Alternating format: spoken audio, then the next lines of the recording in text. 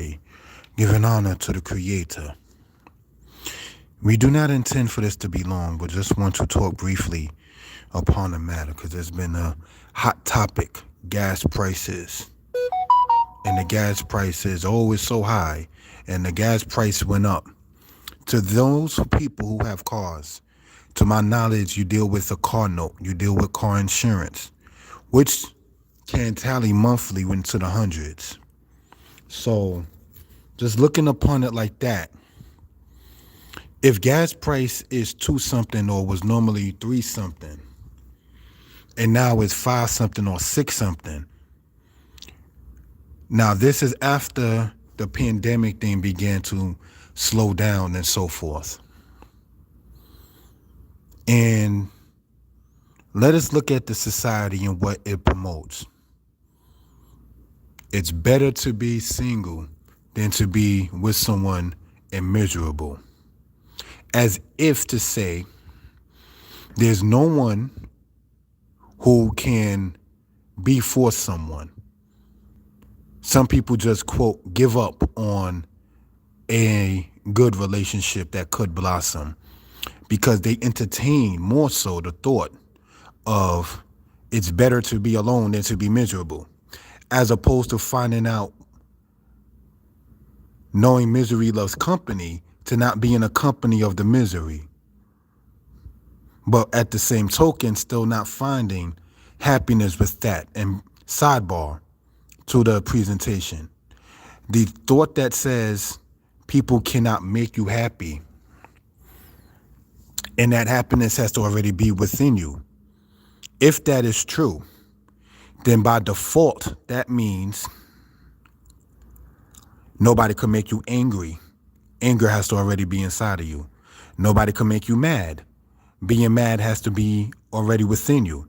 So now if people can make you angry, if people can make you sad, if people can make you mad, then why do we say, well, once it comes down to being happy, nobody can make you that way. You have to be that way already. So taking the promoted thoughts such as it's better to be single than to be with someone and miserable, and nobody can make you happy. And now we're seeing prices going up here and there. But because we've been, and I say we in general, have been programmed, if nothing else, to be alone, to carry the weight on our shoulders, to look at people funny style once it comes to help, and things of that kind of nature, we begin to see why the struggle is real over a gallon being $2 or $3 more, with rent going up and food prices going up. We have been conditioned and made ourselves comfortable being alone, being single, one income only, not united. We have been programmed with divorce court on TV. We have been programmed with shows like Cheaters that causes relationships to come to folly and foolishness. Wedding gowns are not sold as much as they used to be. But the understanding of, yeah, I left her. Yeah, I left him, depending upon the female to the male or the male to the female. And we're happy about that. Online, people applaud you being alone. That's evil. How do you applaud someone being alone when nobody came into this earth alone? 2 people came together to make you, regardless of your gender. So getting back to the point of people finding $2 and $3 something worth always talking about, and I mean consistently talking about, well, when gas prices go up, other things go up. But how come our marriages don't go up? Why do our divorce and breakup rate goes up?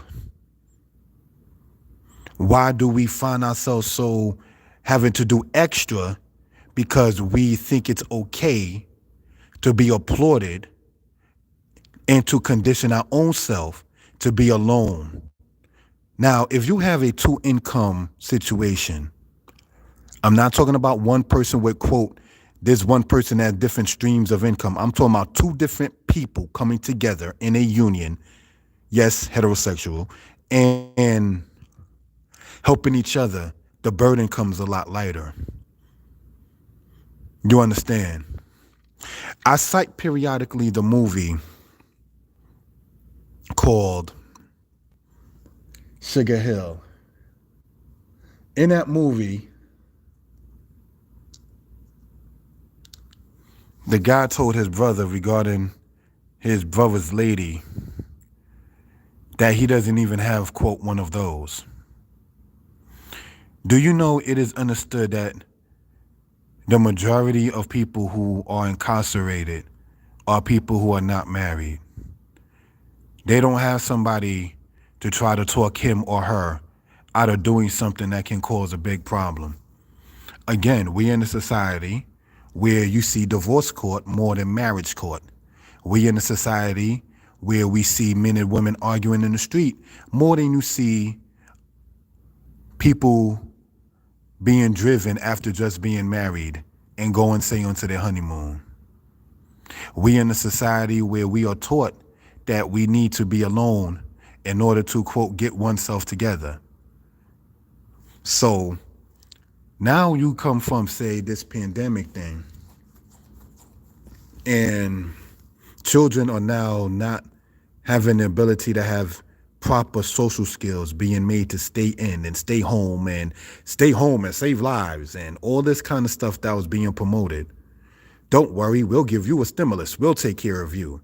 Because you'll find less people on, quote, government assistance when they're married or when they are in a committed relationship, because they wouldn't have to rely on the said government because one hand is washing the other. One got each other's back. But again, society doesn't say that we need to have each other's back, that we need to be, quote, interdependent. It's, I'm independent. Nobody can help me. I take care of everything by myself. So now that these people are raising up the prices and you choose your single life, don't complain about the pricing of stuff when you chose to not be with someone who's compatible and able to have each other's back, have each other's front, being able to assist with one another. Do not complain when you see the result of that. Did you think that we all come from heterosexual unions and that we were made to be single to our death?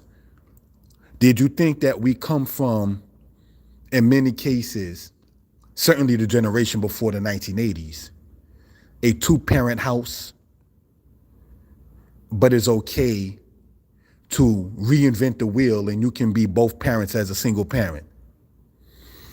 Again, when we are dubbed with things such as it's better to be single than to be miserable, as opposed to saying that let us find happiness within ourselves and somebody else, that sounds outdated. That's old way. You understand?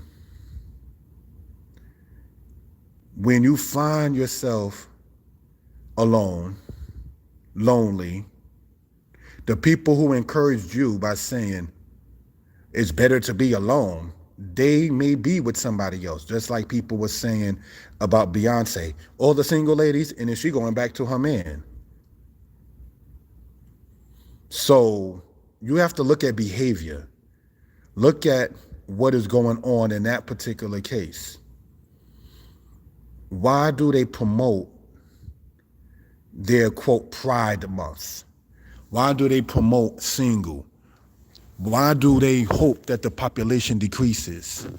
Why do they hope more divorces? Why is it encouraged? Why is negativity promoted? Why do we not see a little mini parade of many people getting married? We just got married. Why is abortion upheld more than a woman with a strong womb who had her third or fourth child from her husband? Why do the places who sell wedding gowns get less business?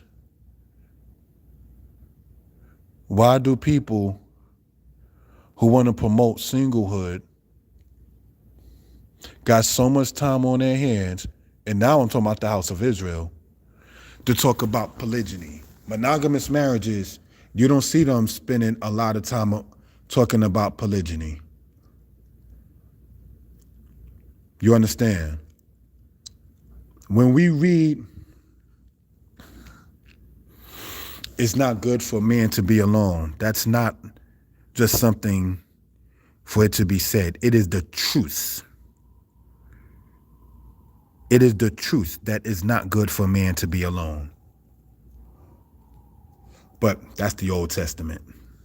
You know, the book that they say they don't have to deal with because it's outdated. But in closing this out, you cannot complain about the rising of prices if you a person who choose to only have yourself as your own support. Hold that. Peace.